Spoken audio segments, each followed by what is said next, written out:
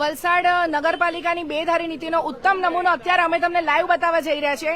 1 મહિના અગાઉ આપણે સત્ય ન્યૂઝ પર એક અહેવાલ પ્રસિદ્ધ કરવામાં આવ્યો હતો। શ્રી યુવા શક્તિ મંડળ દ્વારા છેલ્લા 43 વર્ષથી આ ગણેશ સ્થાપના કરવામાં આવે છે। રંગેચંગે ભક્તિભાવપૂર્વક સ્થાપના કરવામાં આવે છે અને એક મહત્વનો મુદ્દો અત્યારે તમે જોઈ રહ્યા છો કે નગરપાલિકાની ટીમ પૂરા પોલીસ બંદોબસ્ત સાથે અહીંયા આવી ગઈ છે। પોલીસ એમનું કામ કરશે, એમને જે હુકમ મળ્યો છે એ પ્રમાણે આપણે એમની કામગીરીમાં કોઈ દખલ નથી કરવી। પણ શા માટે બેધારી નીતિ? જે વલસાડ નગરપાલિકા દ્વારા ગણેશજીનો સ્થાપના કરવા માટેનો ઓટલો જે ચણતર છે એમને કરી આપવામાં આવ્યું હતું, એનો ઠરાવ પાસ કરવામાં આવ્યો હતો, એ જ નગરપાલિકા આજે કહેવાતા બિલ્ડરોના ઈશારે માત્ર આ જે બાંધકામ છે એ દૂર કરાય અને બાંધકામ પણ નથી દૂર કરવું, એમને ઉપરનો શેડ દૂર કરવો છે।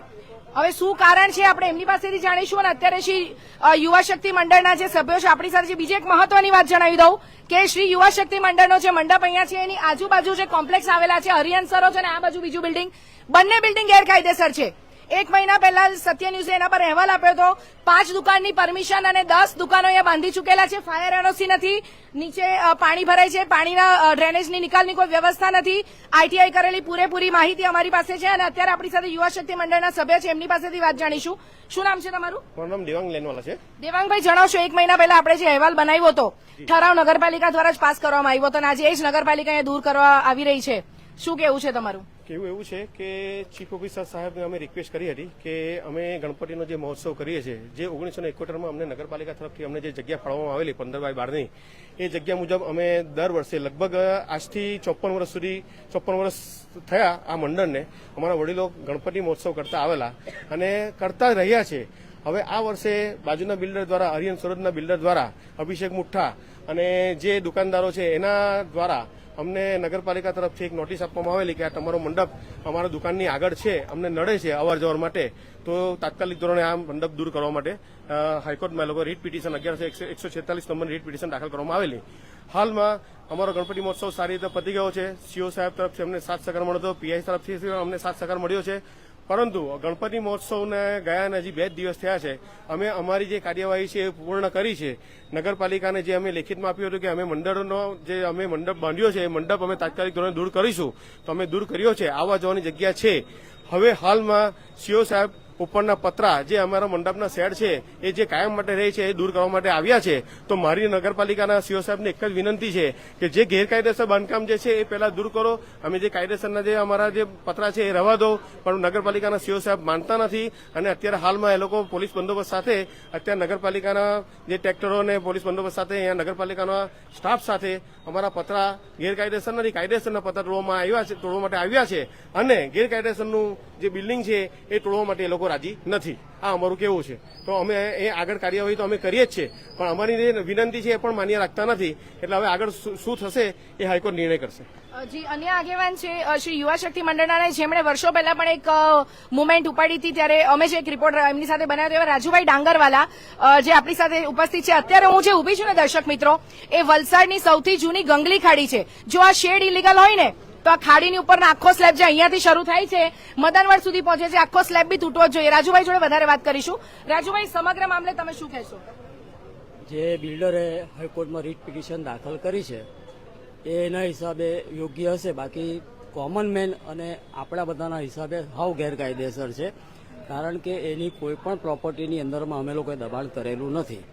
બીજી મોટીમાં મોટી અને અગત્યની વસ્તુ એ છે કે નગરપાલિકાએ અમને જે ગણેશ ઉત્સવ ઉજવવા માટે પરવાનગી આપીને પોતે સ્લેબ બનાવી આપેલો, માછડો બનાવી આપેલો છે, એમાં કોઈ નોર્મ્સ નથી, કોઈ સ્પેસિફિકેશન નથી કે અમારે કેટલી હાઇટે જવું ને કેટલી પ્રિમાઇસીસમાં કરવું। ફક્ત ને ફક્ત અમારે મહોત્સવ થીમ પ્રમાણે ઉજવવાનો હોય અને થીમ પ્રમાણે અમે અમારો ઉત્સવ ઉજવતા હોઈએ છીએ, તો એમાં આ પતરા નડે ક્યાં? પહેલી વસ્તુ એ। છતાં ચાલો આપણે સ્વીકારી લઈએ કે હાઈકોર્ટનું ડાયરેક્શન છે અને હાઈકોર્ટથી વિશેષ કોઈ નથી અને અમે કહેલું છે કે અમે રવિવારે પતરા ઉતારી લઈશું, તો શા માટે આજે પોલીસની ટીમ અને બીજા સાથે એ લોકો આવીને આ પતરાને એંગલ કાપવા તૈયાર થઈ ગયા છે? અમારી સમજ બહાર છે। જો એ લોકોએ હાઈકોર્ટના નોર્મ્સ ફોલો કરવાના હોય, હાઈકોર્ટનું માર્ગદર્શિકા ફોલો કરવાની, તો આ રસ્તો ખુલ્લો કરવાની વાત હતી, એ રસ્તો અમે ખુલ્લો કરી આપ્યો છે, તો પતરા ક્યાં નડે છે? તો પછી તમે એવું બતાવો કે આ ડાયમેન્શન, આ હાઇટ જે છે તે ખોટી છે, એ સાબિત કરો હાઈકોર્ટમાં, અને હાઈકોર્ટ કહેશે તો અમે તોડશું। છતાં પણ અમે હાઈકોર્ટની ઉપર નથી જવું અને અમે સ્વૈચ્છિકપણે પત્ર ઉતારી લેવા રાજી છીએ. આ હાઈકોર્ટનો મેન્ડેટ છે. આ મેન્ડેટ પ્રમાણે અમે લેખિતમાં ઓલરેડી ફોટોગ્રાફ સાથે સીઓ સાહેબને અને વલસાડ પીઆઈને રજૂઆત કરી છે લેખિતમાં કે ભાઈ અમે આ રીતે આ મંડપ છોડી નાખ્યો છે, આખો અવર જવરનો રસ્તો ખુલ્લો કર્યો છે અને રવિવારે પતરા કાઢી લેશું. પણ આજે ખબર નહીં કેમ એ લોકો કયા આધારે આ બધી વસ્તુ કરી રહ્યા છે, અમારી સમજ બહાર છે. રાજુભાઈ, શું કહેશો? ગંગલી ખાડીની જો વાત કરું તો આ જે આજુબાજુની બિલ્ડિંગ છે અને એસ એન્ટરપ્રાઇઝ અરિયન સરોજ નામના જે બિલ્ડર છે જેમની પાસે ફાયરની કોઈ એનઓસી નથી અને માત્ર ને માત્ર પોતાની દુકાનોનો લાભ લેવા માટે જે સ્લેબ એમણે તૈયાર કરાવ્યો હતો, તો શું એ ઇલીગલ નથી? બિલકુલ ઇલીગલ છે અને તમે પોતે પણ નજરે જોઈ શકો છો અને આપણે પણ અગાઉ ઘણીવાર કહી ગયા છે કે એ લોકોએ ગંગલી ખાડીમાં દબાણ કરેલું છે. તો ગંગલી ખાડીનું દબાણ કેમ નથી દૂર કરતા? બિલ્ડર દ્વારા જે વધારાનું એક્વાયરમેન્ટ કરેલું છે જમીનોમાં એ દૂર કરો ને. ઓકે ફાઇન, ચાલો એ તમારે નથી કરવું, કોઈ કારણસર હશે તમારું, પણ અમે જે રીતે કરી રહ્યા છે એમાં તો અમને સાથ આપો. અને હાઈકોર્ટ અને બિલ લીગલ કન્સ્ટ્રક્શનની વાત છે તો વી વિલ સી કે અમે કઈ રીતે કોર્ટમાં જઈએ છીએ, કે અમે કલેક્ટરની કોર્ટથી એપ્લાય કરીએ છીએ કે સિવિલ દાવો દાખલ કરીએ છીએ, એ અમે નક્કી કરીએ. સોમવારે દાવો દાખલ કરી દઈશું.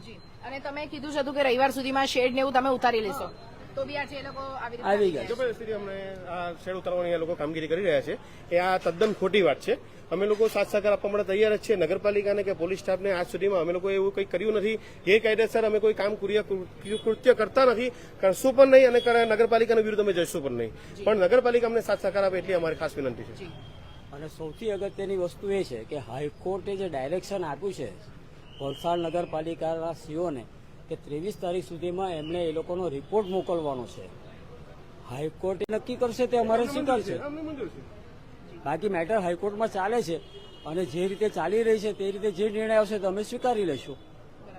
અને આ બાબતે ચીફ ઓફિસર સાહેબ તમે વાત કરી, અત્યારે સાહેબ અહીંયા સ્થળ પર છે, શું કીધું એમણે? એક જ વસ્તુ મમત પર છે કે અમારે આ પતરાનો શેડ આજે દૂર કરી દેવો છે. કારણ કોઈ મુહૂર્ત છે આજે શેડ દૂર કરવાનું? એમને જ પૂછવું પડશે તમારે, કારણ કે એ કઈ મુહૂર્ત ને ચોઘડિયું લઈને આવે તો અમને ખબર નથી. અને અરિહંત સરોજ બિલ્ડરની જો આપણે વાત કરીએ એ મુદ્દો પણ હાલ કોર્ટ મેટર ચાલી રહ્યો છે, શું કહેશો તમે એ બાબતે? એની તો બિલ્ડિંગ જ ગેરકાયદેસર છે, છતાં પણ આપણે એ વસ્તુ છોડી દઈએ. અત્યારે એણે જે સ્પેશિયલ સિવિલ એપ્લિકેશન દાખલ કરેલી છે એના સંદર્ભમાં હાઈકોર્ટમાં હિયરિંગો ચાલી રહ્યા છે, તો હાઈકોર્ટને નિર્ણય કરવા દો ને. હાઈકોર્ટ જે નિર્ણય કરશે તેનું અમલવારી કરો ને. પોતાના મનસ્વીપણાના નિર્ણયો શા માટે અમલીકરણ કરે છે? અને બેઝિકલી એક વસ્તુ અહીંયા આગળ નોંધની એ છે કે આ જે બિલ્ડરે હાઈકોર્ટમાં રીટ પિટિશન દાખલ કરી છે ને એ પોતે શારીરિક રીતે અપંગ છે, જેનો સિમ્પેથી લાભ લઈને આ બધાને બ્લેકમેલ કરી રહ્યો છે. અને એ વસ્તુ સ્થિતિ આજે એ લોકો ધ્યાનમાં લઈને અમને કન્નડગત કરી રહ્યા છે. રાજુભાઈ અને દેવાંગભાઈ વાત કરી ત્યારે આપણે વલસાડ નગરપાલિકાના ચીફ ઓફિસર અહીંયા હાજર છે. ચીફ ઓફિસર સાહેબ પાસેથી આપણે વધુ માહિતી મેળવશું. સર, અમને જણાવીશું કે આ લોકોએ રવિવાર સુધી શેડ ઉતારી આપવાની તમને બાંહેધરી આપી હતી, તો આજે અચાનક જ શું એ કામગીરી? લેખિત બાંહેધરી મળી નથી. નહીં, એમણે મૌખિક તમને વાત કરી હતી. મૌખિક બાંહેધરી નહીં ચાલે, પણ આજે ને આજે વધારે કઈ કહેવા માંગતો નથી. અને સર, અરિહંત સરોજ જે બિલ્ડિંગ છે આપણી બાજુમાં જમણી બાજુ, એ ગેરકાયદેસર છે, એ બાબતે શું કહેશો? જે ગેરકાયદેસરના પુરાવા આપશો તેના વિરુદ્ધ કાર્યવાહી કરશું.